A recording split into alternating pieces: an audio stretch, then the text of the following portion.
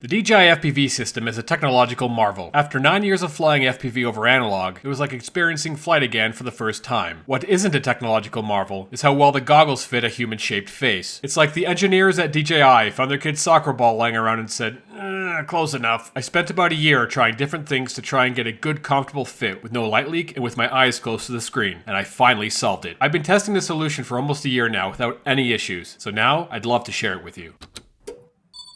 Recursion Labs. For science.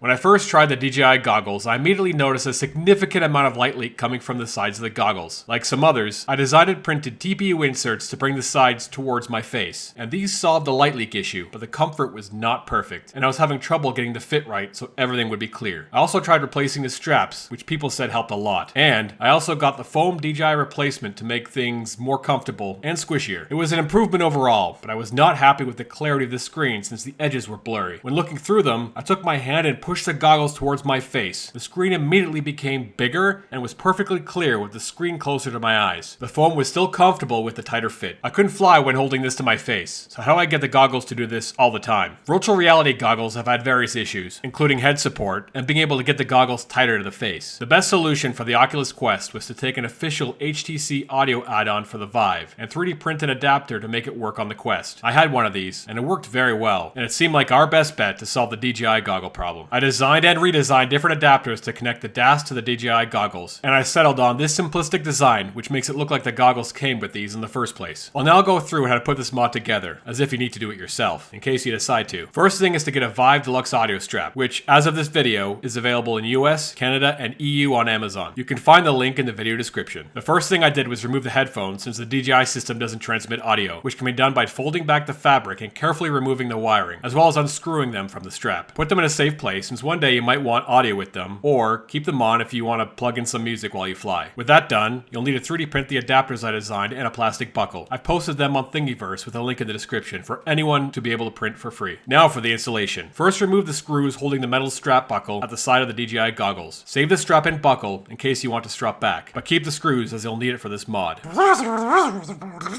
Take the screws and use them to screw in the 3D printed adapter on each side of the goggle, with the flat side facing the goggles.